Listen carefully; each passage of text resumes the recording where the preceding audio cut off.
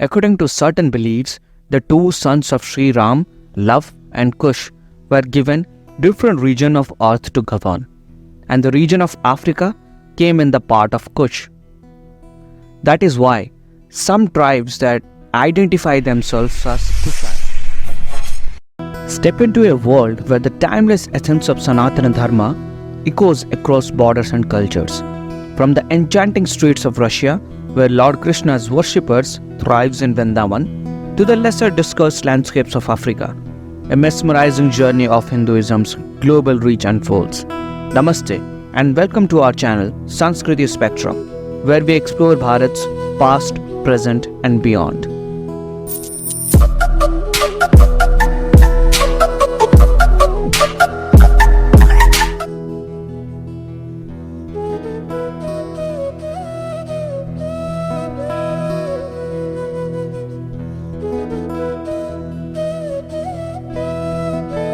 As we journey through the pages of history and modern times, we invite you to explore even deeper. Explore the wisdoms within books like Brevats of Bharat, Corporate Chanakya, India that is Bharat, and many more, which have inspired our content and understanding of Bharat in a spectrum view. But how do we turn these insights into engaging videos that you love? Well, it's all powered by the very gadgets that have become an integral part of our creative process. From brainstorming ideas to scripting and editing, our trusty laptops fuel our creative spark. And when it comes to narrating the fascinating stories, our microphone setup ensures every word resonates with clarity. And here is a treat. You can now enjoy these captivating books, laptops and microphones at an exclusive discounted price. The links are waiting for you in the description below. Explore the hidden knowledges in these books and utilize these powerful gadgets for creating interesting contents like us. Enter with us on a journey to Africa, where Hinduism's influence goes beyond convergence. Here the descendants proudly trace their lineage back to the great Lord Sri Ram, who forms an unbreakable bond with their history and heritage. But let's rewind the breeze of history, unraveling the story of an unexpected man that ignited the flame of Hinduism in Africa, and we will inform you about him later in the video. The story traces back to the British era, when Indian labor was transported to Africa, seeding the roots of Hinduism. Now let's fast forward to the present, when Africa's Indian diaspora thrives and shapes the very fabric of the continent. They hold substantial influence, shaping spheres of wealth and economy. The Indian community's influence is undeniable, echoing even in the moments that shook nations. When Uganda's dictator asked all the Indian immigrants to leave Uganda and go back to India, it sent a shockwave through the economy, revealing their dominance. Yet, what's amazing is that Hinduism's growth here isn't about convergence. It's about a shared respect for diversity. The echoes of ancient traditions harmonize with the essence of Sanatana Dharma, nurturing a unique connection. There is so much influence of Hinduism, and behind all this, there is a Christian who brought such a big wave of Hinduism and whose name was Kevesi Essel. But this was his old name. So what happened that he were not getting any answers to some of the questions, and like everyone does, he also came to India and he found Swami Krishnanandaji in Rishikesh, who not only answered all his questions but also introduced him to the treasures of Sanatana Dharma. Kevesi Essel transformed himself into Swami Ghananand Saraswati Ji. Taking his newfound wisdom back to Africa, he built monasteries and temples all over the region and enlightened the knowledge of Sanatana Dharma across the continent. This revival was led specially by Swami Ghananand Ji, raising questions about the intentions behind this movement.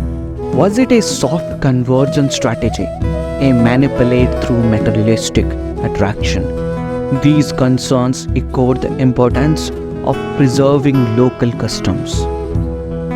Yet, hidden beneath the surface were fascinating revelations. African tribes honoring Hindu deities from ages, some even considering themselves descendants of Lord Sri Ram, showcased remarkable similarities. Let's dive into the fascinating world of the Mundari tribe, where protection of cows holds incredible significance. These tribal members are so devoted to safeguarding cows that they go to great extents, even carrying powerful weapons to ensure their safety. They have a deep bond with these animals, considering them as God with the wet nose and recognizing the profound connection between heaven and earth through them, showcasing the unique way they honor and respect these gentle creatures. Let's dive more deeper and you'll encounter Mami Wata, a deity celebrated across 20 African countries and 50 tribes. If you see closely to the deity, you can notice first is snake, second is deity's hair, and third is water below. Now the deity is most similar to Lord Shiva because Ganga flows from Shivji's hair and Vasuki sits around his neck. Another deity, Ogun, mirrors the persona of Murugan Swami. Similarly, there are a lot more similarities of god and goddesses across Egypt, Spain, Greece, Iceland, South America, and many more that we are planning a video on it, which you will get to see in upcoming videos.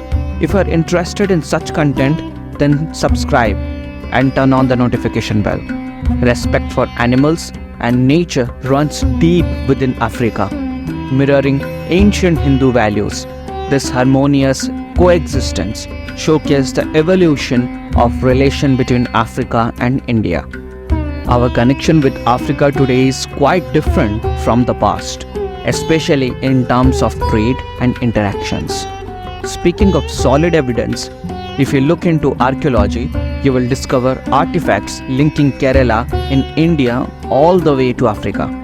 This strong link is due to the vibrant trade routes that flourished back then. In fact, the echoes of this connection are even present in the names we hear today, like Vishakhapatnam.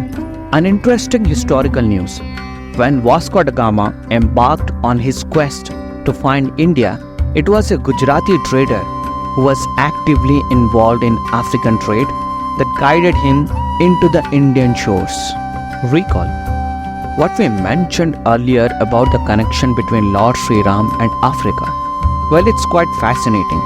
According to certain beliefs, the two sons of Sri Ram, Love and Kush, were given different region of earth to govern, and the region of Africa came in the part of Kush. That is why some tribes that identify themselves as Kushites, descendants of Kush. This concept gains more weight when Swami Krishnanandaji once presented the Ramayana book to King Haile Selassie. Astonishingly, King Haile Selassie stated that he had already read the book because they too considered themselves descendants of Sri Ram, and they proudly call themselves Kushites. This connection is so deep that the more you explore Sri Ram's story, the more ancient connections you will uncover. Transitioning to the present, Hinduism in modern Africa blossoms organically. The absence of imposition echoes a profound shift. Locals choose Sanatana Dharma willingly, resonating with its respect for diverse beliefs. Unlike other religions that often brought suffering, torture, and forceful conversion, Hinduism encourages respect. A universal harmony marked by devotion for life resonates across this continent. Belief in the basic fundamental of Vasudhaiva Kutumbakam, the world is one family. We invite you to join our cause to preserve the essence of our faith. Let's secure a future where the profound impact of Hinduism flourishes, respecting the purity of ages past. Comment below to express your support. Your voice matters. Thank you for joining Sanskriti Spectrum and stay tuned to explore more contents. In the embrace of Hinduism's boundless ethos, Africa stands as a testament to the harmony of culture, the unity of souls, and the unwavering spirit of Sanatana Dharma.